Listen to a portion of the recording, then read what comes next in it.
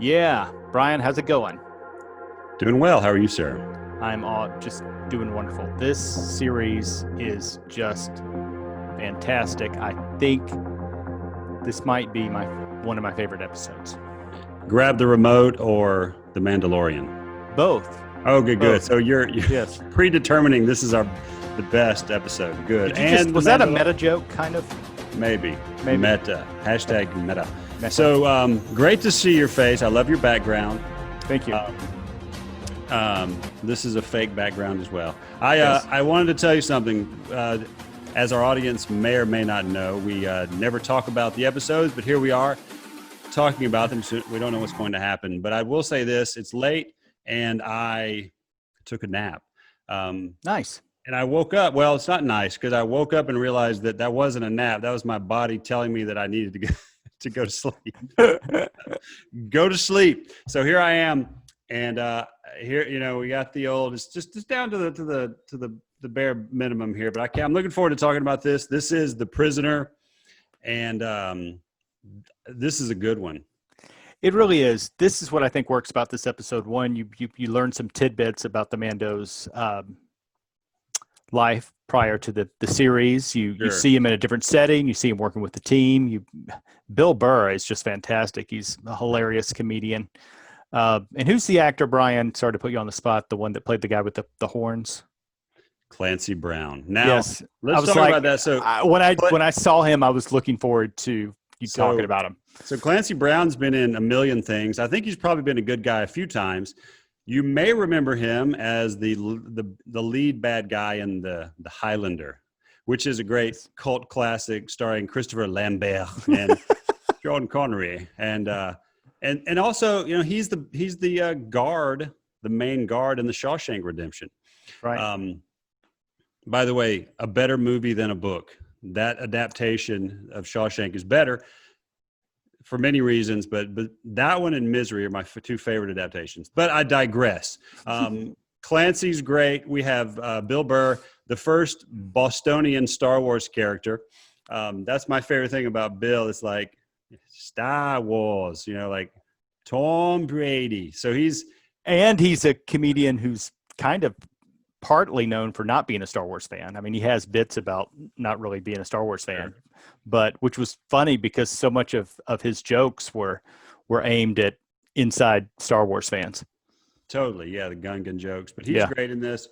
He is. Natalia Tena as Shion, the Twi'lek. I'm going to talk about Twi'leks in a little bit because we're starting to get into a Twi'lek heavy Star Wars world. And then we have Zero, the robot, which is a great design.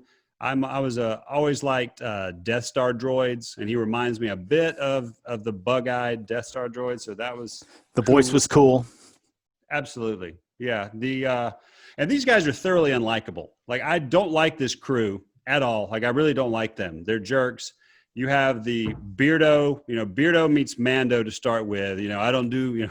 He basically says he doesn't do jobs anymore, probably because he's gotten too old and out of shape. But he's thoroughly unlikable, and of course. And would he be the first ex-hippie in the Star Wars universe? Absolutely, man. Hey, man, just staying here on the ballot on the station, man. Yeah. Although Owen and Baru. That's right. Yeah. I don't know. Have some blue milk. Yeah. So, there's a lot of bad guy laughs in this. If I can say some things I don't like, there's a lot of that. But Berg, that's the character that Clancy Brown plays. There's a lot of that. Yes. Let me see under the mask. Yeah. He also does a I thought they'd be bigger. Yeah. Which is a total Roadhouse. Like that's what tiny. That's what everybody says to Swayze. Yeah. And as we know, Mandalorian he hates droids. Mando hates droids as much as Ripley hates androids in Alien, right? Like he calls droids it, which makes me. I love that he says it. Like there's no he, she. There's nothing. It's an it. So he hates Zero, and they're off on their adventure to release a prisoner. And Bill Burr's character is Mayfeld, which is an interesting character name. That is an interesting character name.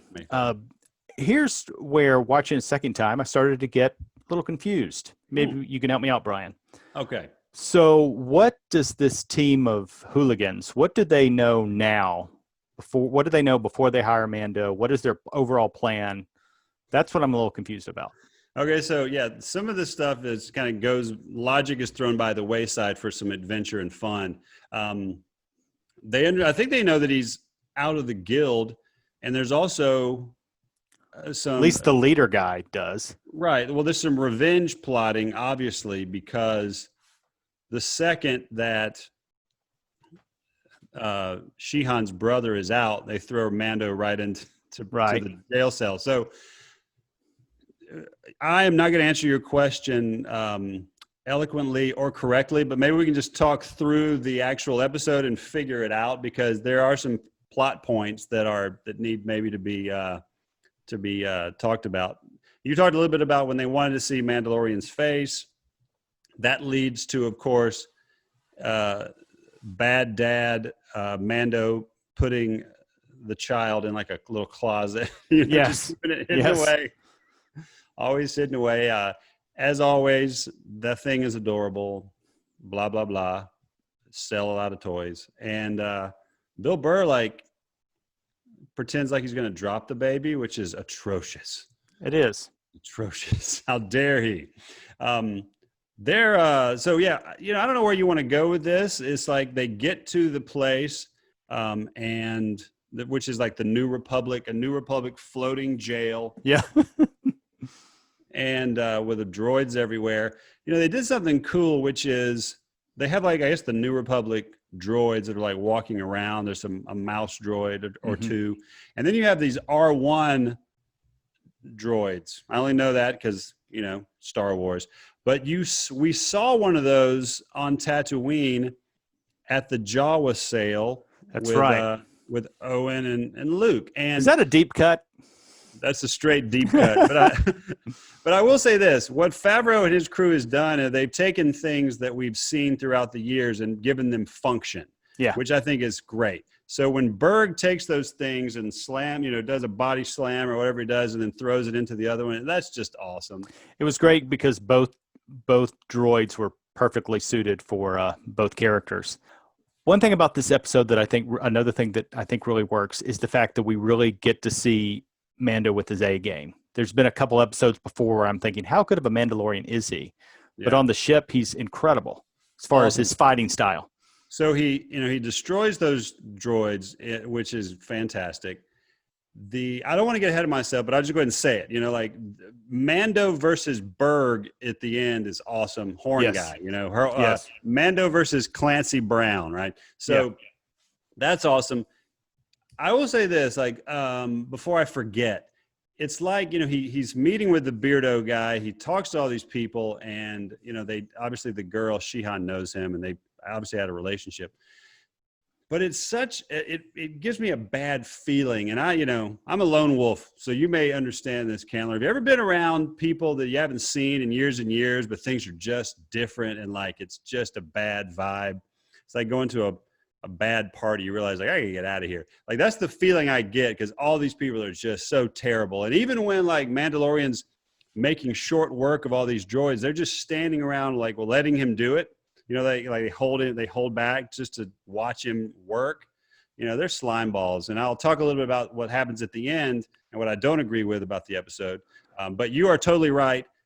We finally get to see Mandalorian use all his bag of tricks. Sometimes I think he even tried to use the whistling birds on Berg, and it didn't work. There's a lot of cool things. I'm noticing a lot. He'll use the flamethrower as a second, third, or fourth resort. I'm like, what? Just use the flamethrower first every time. Then you'll never lose. First, burn everybody up right away, and don't do the rope thing. Just burn them up. But these group of hooligans, you learn more about Mando. You learn the fact that he's changed, that he hates that old lifestyle. He resents them because they're associated with that. So it's a cool thing to see. Definitely. And then you have, I guess his name's Quinn. Now I'm remembering it. So Shihan's brother is Quinn the Twi'lek. There's so many. All right, so let's go ahead and say it. I think we can agree. Our favorite Twi'lek of all time is the very ugly and disgusting Bib Fortuna from Return of the Jedi. Oh, yeah. He's a Twi'lek, but he is the worst. Poor guy. There's no dating life for Bib Fortuna. He's just this old Like he's like, well, I guess I'll just wrap this thing around me. Like you put the thing around him. Everybody else has theirs like beautifully.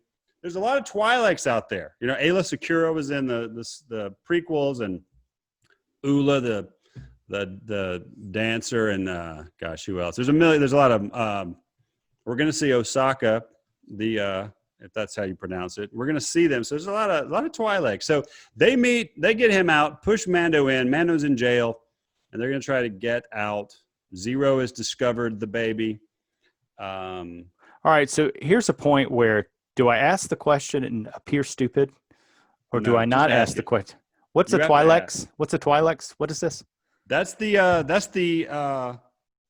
is the species of character of Shihan, the girl. So Bib Fortuna and the brother and sister are the same alien. They don't look the same to me. I know they don't. And Ula, the slave girl, the Jabba's. Now that I can see. That I can see. Have those things. If I could be mistaken, but I think Bib is just an old ugly Twi'lek. And we're gonna, they're everywhere now. Like they're all over the place. There's Jedi Twi'leks. Yeah, cool. Once Mando is double crossed and then he gets out, which is cool with the other droid. It's like a horror movie. Can we agree that once the lights go red and he's out and they know he's out, we're in a Star Wars horror movie? Talk a little bit about that. I love the flashing lights where you see Mando at one place, then you see him another place, and you don't see him, and then you see him again, and that was incredible. The thing with the doors, the dropping doors, and since we're talking about this, rewatching it, I had forgotten that they all survive. I'm watching it the second time, and I'm thinking, oh, he's killing all of them. Then I'm like, oh yeah, well they don't die. Berg died like 4 times. Like that, Berg's like, okay, Berg's dead. No, he's very powerful. No door can stop Berg. Since you talked about it, I'll just say it. I don't like the fact that he let them live at all, and I don't know why he did. If he's going to kill El Toro from last episode, if he's going to kill that twerp Toro, why would not he kill at least Mayfeld, Bill Burr, and Clancy Brown, the Shawshank Redemption Guard? Like at least those guys. Like those guys are despicable. Like just kill them. Well, maybe he's thinking that jail would be worse than death. Maybe so. Especially if everybody's dead on that floating thing, it's just like floating off into space. It's like the Phantom Zone. It's just going to go off into space. I don't know. I mean, and then of course he's going to double cross his bearded old buddy at the end too, and that's awesome because you get to see some X-Wings. And that was awesome. But again, what was their plan all along? 1, and 2, how stupid were they to get Mando when he's that hot of a fugitive? I mean, why would you want Mando with you? I have no idea. But I love the episode. I thought it was really cool, but that's me watching it again, challenging it, I guess. And that's fun to do that. I think that's part of it. But I will say, we are doing these episodes because we love what they've done with this series, and we're big Star Wars fans, and so it's fun to dissect them. And to me, this one sets up the next 2 episodes in a way that is. Well, it really doesn't set them up, but it's like this last kind of adventure before you get into the final 2, which are just epic. And I try to use that word sparingly. I use it way too much. Speaking of epic, I think I have a favorite epic line of the episode. Did you 2 make that? That was my favorite line. Yes. Yeah, it was awesome. That's good. Yeah. I love the gun, the third gun. It does his butt cheeks. I mean, how does that go? Who controls that gun? Or is it a droid in and of itself? Did you 2 make that? So that's Burr asking Shihan and Mando if they made Baby Yoda, that's funny. And that's just, again, Burr's great. We had some fun at his expense. I love that I'm sure he asked if he could curse. Like, no, there's no F-bombs in the Star Wars universe, Bill. I'm sorry. Can I say why? Yes. How far can we push it? How many bombs can I drop on this particular episode? Yes. So I don't know if we've done it, but I've enjoyed it, and I think we've talked about pretty much. Oh, you know what? Nick Gendro, is that his name? We've talked about this before, Candler. The artist that does that has the artwork at the very end for the credits. Great idea. Is really the cool. Best. I love this guy is already legend status. I mean, it's like Ralph McQuarrie's stuff. But I stay for the credits and I look at every single one of them. And I go, this guy's so good. I just love it so much. So that guy, kudos to him. Glad they hired him. It's great. I love that guy. He's just like that. The artwork makes me love it even more. Just seeing because I guess it's concept art. I guess you could call it that. But it's right on target. Forgive me if I've said this in another episode, but I lived in Japan for about 6 months back in 2001. I saw a lot of movies there when I was there. And every movie, every time, 99 to 100% of the audience stayed through every single end credits. That's great. That's just a cultural thing. Part of it. That's great. Part of it. Yeah. I can remember I was in Los Angeles many, many years ago. And I remember at the end of a movie that I thought was not good, people clapped. They're like, yeah, like the whole place just clapped. I was like, is that what they do in LA? Just clap for every just because it's in LA? Like, oh gosh, give me a break. So yeah, maybe it's a cultural thing for out west. So that's an interesting, and you've never told me that, and I did not know. So thank you for sharing that with me and everyone else. Well, Brian, just between us girls, I have rewatched ahead. Oh boy, and we've got some awesome episodes ahead of us. The best. I can't wait. Great villain is coming ahead. And you're the best. I can't wait. This is the last thing I'm going to say. I got 2 words for you. One thing I want to see happen in season 2 and season 3. I want to see some flashbacks. Sweet. I really do. I think that'd be really cool. If Boba Fett makes an appearance, we could have 8 episodes of what Boba Fett did since he got.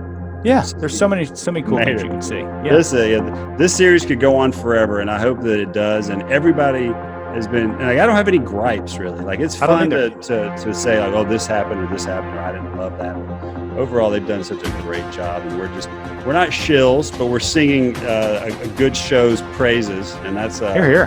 That's always fun. So, thanks a lot. Take care of yourself. Good night. Now that I've had coffee, I'll stay up, but at least I had a nap that was supposed to be asleep. I have spoken, and this is the way. It's all about humanity.